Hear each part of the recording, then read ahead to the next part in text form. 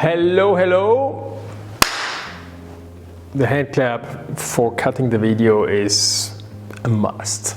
I'm, as always, Edgar Russ from Cremona, Italy. If you don't know yet, you have to subscribe, because otherwise you're going to miss a video, and this is a big pity if that could happen.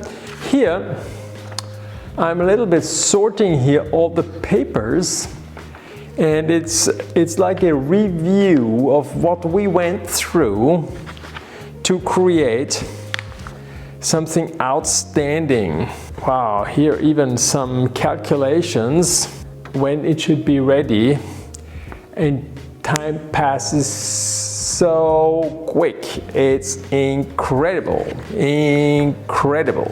Let me explain here a little bit, or actually I think I explained already, that the idea was made by two friends of mine, actually by one friend of mine who knows another guy who has the company Osmium Art in Graz in Austria, and he is somehow related to someone in the Osmium Institute, which is a company in Germany which created out of a apparently initially toxic metal, which is the most heaviest material on planet Earth, is osmium, and they created a material which is similar to diamonds as how it looks like. Yeah, I will show you soon a piece, and then you have a little bit better, clearer idea how it looks like. The whole thing started to be a project which I thought is just a project to show it to some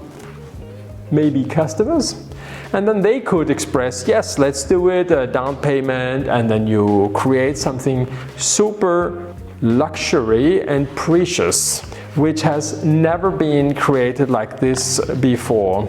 So I started to create it, and they wanted me to create something on the computer with a graphic designer. I did this with Elisabetta, and we worked on it, and we just had ideas, so it was very easy to. And then instead of round, let's make it a triangle, and it turned out a small triangle, and then we were these triangles, and then we were putting them together, and then only triangles out of osmium was a little bit too sharp, and then we went a little bit, I am a happy person, let's put a little bit more color, some diamonds, some rubies, some tsavorite, some sapphire, and a little bit of gold, you know. And you always have to, you cannot smash osmium into the wood. It has to be captured somehow in a serious, great way, and beside that, it should not vibrate, because if one of these tiny pieces starts to vibrate, you would have a extremely ugly and horrible sounding instrument, right? This is the trickiest part of the whole thing. The decoration we used was actually a decoration which I created for this double bass here in the back side, which was a double bass I participated at the violin making competition in, I think it was 2000 and here it is, 2015. I received a medal for the best sounding double bass. So for me, I was winning, because for me the sound is top over the top. And then I created this booklet here. My friend Grossschädl had the idea to build a violin after that Assam approached him and said, Charly, I would like to make a musical instrument decorated with some osmium. And at the time being, we wanted also the most precious violin ever being created. That was our focus. Osmium is not on the stock market by now, and the company, the Osmium Institute, is actually has this as its aim and a goal. And I think they create, or they are on a good way to proceed it, and they have a very, very sophisticated way to figure out the daily price of osmium, this crystalline osmium. So they have a certain interest that this instrument is created, that we can talk about it, that it will be published in television, mass media, that everybody on planet Earth is conscious about it, that there is not only gold, silver, titanium, platinum and things like this, but there is also the last precious metal, which is osmium. In this state, in this crystalline status, it is very nice and is not toxic. It's beautiful to look at. When you see it, you immediately, just like when you look at gold or a diamond, you immediately understand this is precious. It has something very attractive and it's very interesting for that. Big companies like Hublot made already a watch, and the list is very long. If you go on the home pages, which I will put in the link below, you will see what already has been created. I started to do this whole thing. I went up to Austria. We met with Charly and with Kurt Assam and Charly Grossschädl. They looked at it. They were immediately super happy about the whole thing. And then they said, let's do it. And I just thought, so now what? Where's the design? But we should, like this, So we had to finish the whole design. This was just made on pictures of a Stradivari, and it was all just made somehow without being sure how it will work out. So I had to start with calculations, complete the drawing, complete the entire thing here, figure it out in order that we got at the very end a clear design of how it will look like. I need to show you how that was created. At that point I have to be very grateful to my nephew. He's usually, I think, in electronics or something, David at that point, and he designed me that on a computer program. I have no idea what it is. The company, the German company, needed it in a certain file size, which I don't know what it is. I just discovered this entire world, and we were sitting in front of the computer and drawing here, and then I told him, no, here you have to go a little bit more like this, and this one cannot be attached like this, and this like that, and this like that. And then in Germany, they received these computer files, which is now here. This is a piece of paper and it's printed out. But we had it here. In reality, we had to raise the size to the right size. We had to figure out how many tiny triangles we have to put. So here I designed it myself, just to go through a few options, which could be good, which is matching in the C bouts, in the upper bouts, in the lower bouts. If it is close to the corner, if the triangles are showing into one direction, or if they look one in one and one in the other. All these options I had to design. I have to figure it out. How large should it be and things like this. I was approached by some people who thought that they could do now a super precise work with using machinery. We had to use them because of otherwise in Osmium Institute they couldn't cut this material. It's so hard that if you would do something wrong, it would burst and break in pieces, similar like glass. But that metal you can bend in one direction, but you cannot bend back. So over the entire process of putting gold frames around, we broke one piece from these 500 to 600 pieces. And we lost one. You cannot imagine how difficult it is to find, even on your own working bench, a tiny piece which jumps away just 10 centimeters, and you look there and you cannot find it. It's just incredible. And beside that, we were not allowed to take out like 3 pieces, or even 2 was already a problem. Of these 300, let's say 300 same cut pieces, and every piece has a different code. Every piece has its own identity, and I can show you that. Here there are some drawings of the scroll, which was the initial status. It turned out to be completely different at the very end, okay? At the very end we decorated it, or the shape of the decoration is like this. I don't know if you can see that. Later on we make a close-up so then you can see it better. So here are these stars around. Seems now in the lower area a little bit less, but they come in the pegs. That's a different issue. They're very rich with golden ring, and again the decoration on the peg side and precious stones here. We still miss here the central golden part, and then you have this one here, and on this side here there comes here one of these osmium parts, and this is something I just wanted to show you. We got these ones packed like this, but not all 600 pieces in a case like this. This is a standard shape. You can buy it even on the online on the Osmium Institute homepage, or from the link from Osmium Art. You can purchase it directly. And this one, for instance, this small round bar with 6 millimeters diameter is a D6, and then the code is FRYR6QN7, let's say, okay?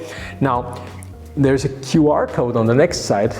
If you scan this one, you go directly to the homepage, to the page of the Osmium Institute, and they show you how much is it worth, yeah? These ones here, our osmium for our violin, vary right now, yeah, let's say 500–600 euros from the cheapest to the most expensive one, just for the price difference. Then prices are going up. Recently, I think even close to 50% in 1 year. The demand and the request is very, very high. And that's the most important ingredient that the prices go up. Beside that, there are different levels of quality, and to have so much osmium for an entire violin, you have to have a very high level. So they have chosen out of many plates the right color, the right size of the crystallines, the right thickness, as thin as possible, because otherwise it gets too heavy. So the quality we have used here, we will even receive a quality certificate about the osmium we have worked for this instrument, is one of the best and the top quality. Yeah, you cannot get a better, higher quality than this one.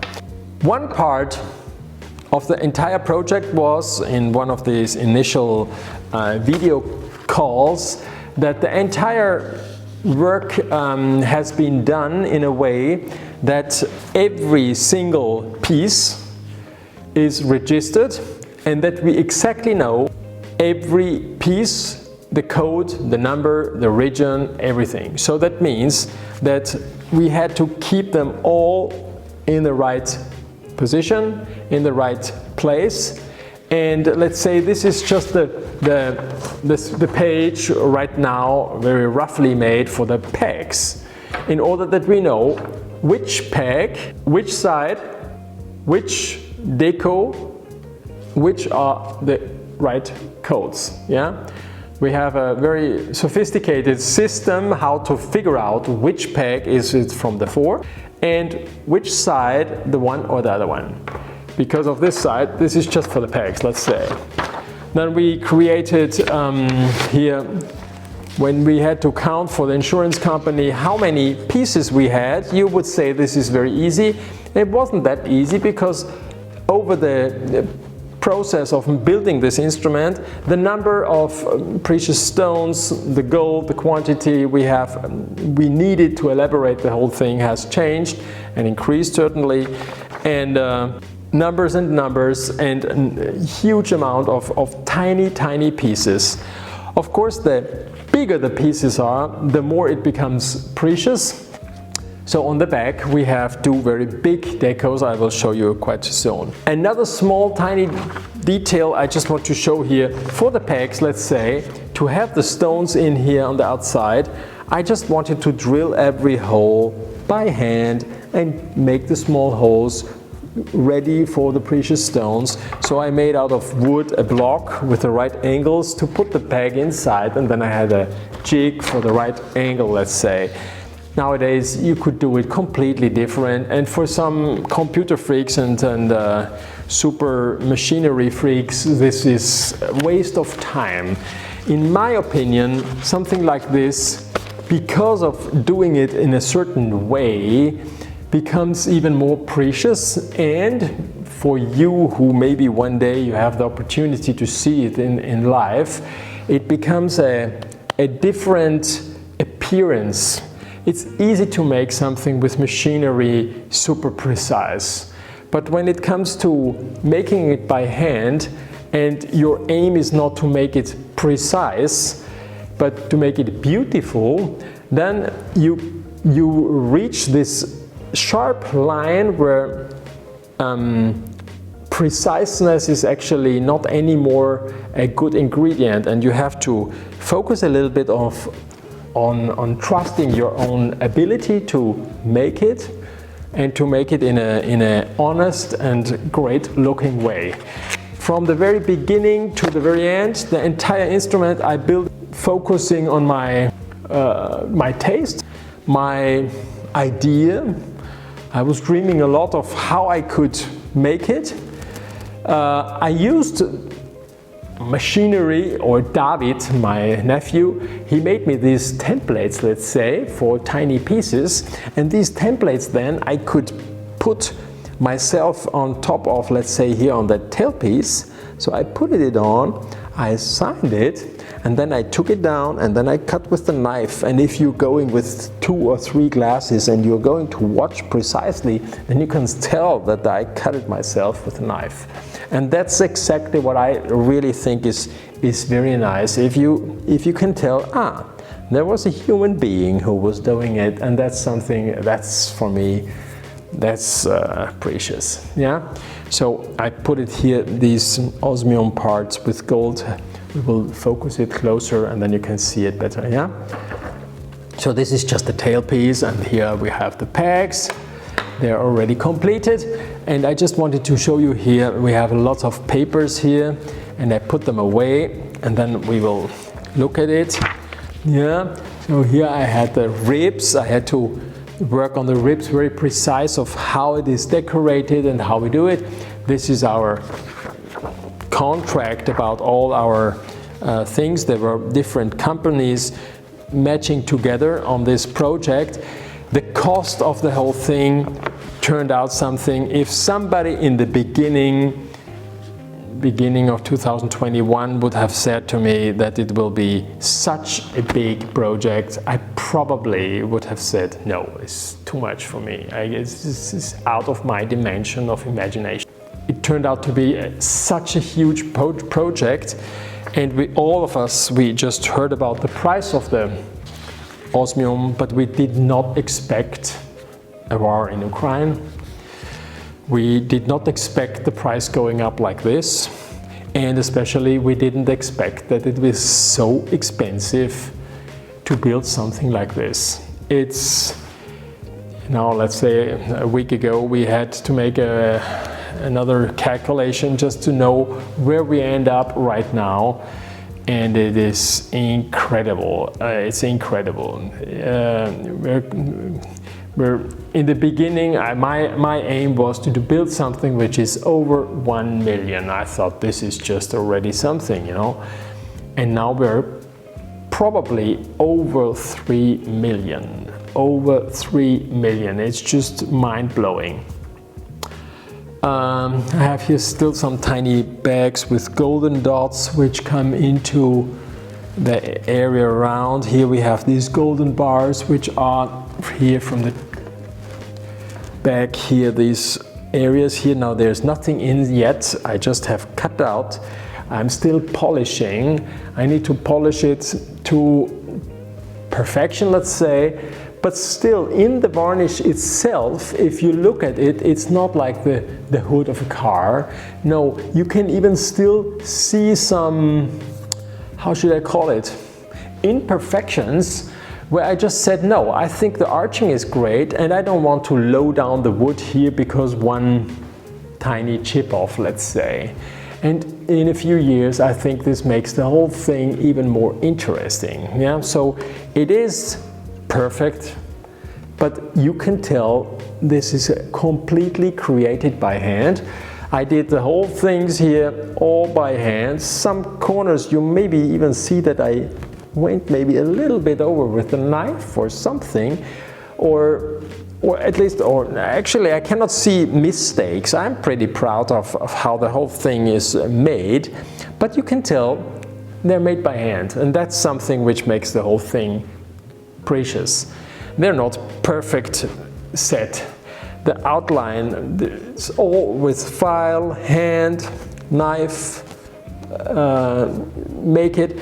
The entire shape of the instrument itself, I also at a certain point said, nah, I cannot. When I made the sample in the beginning on a Strat, the Strat Hallier, then when it came to the point, okay, let's do it now, I just decided that I will create my own mold, my own shape.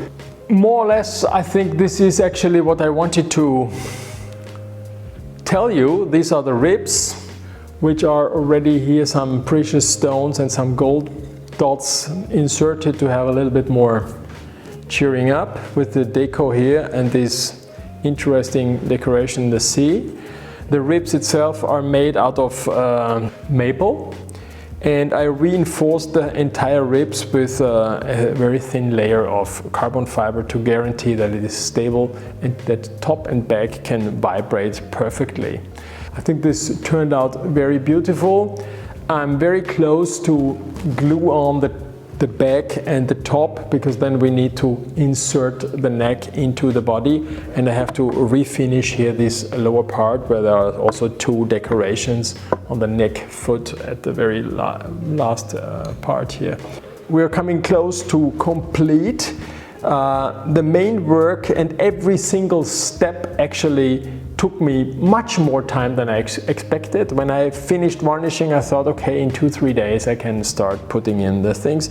And now they have passed by 2.5 weeks in finishing the varnish, and we're coming closer to that I say, oh, now it's good, and now we can start putting on our 300 tiny triangles and 160 or 70 precious stones on top and back, and then we will put the osmium decorations.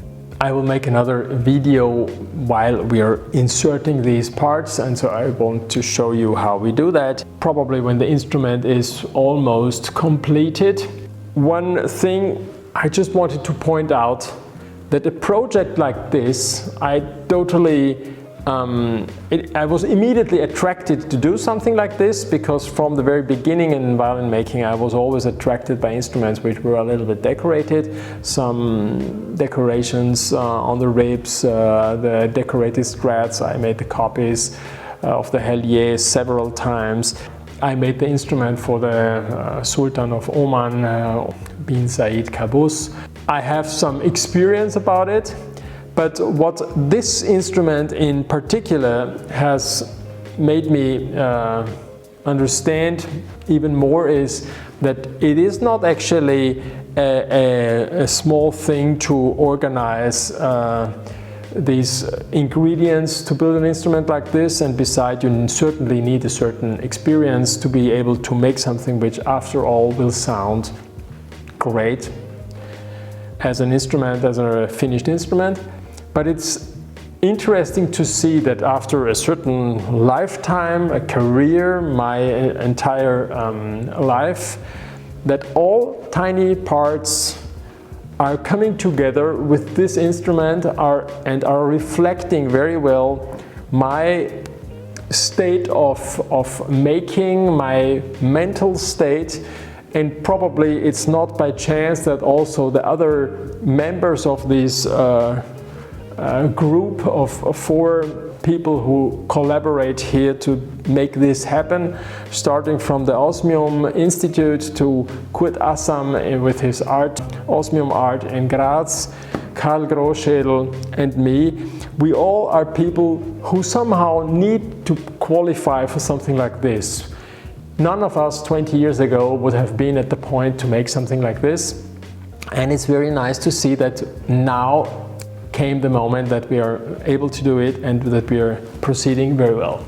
Great fun to work on this project, and I'm looking forward to be able to show off with this great instrument. It is something outstanding, and yeah, I just want to listen already to that instrument. Thanks, see you soon, ciao ciao.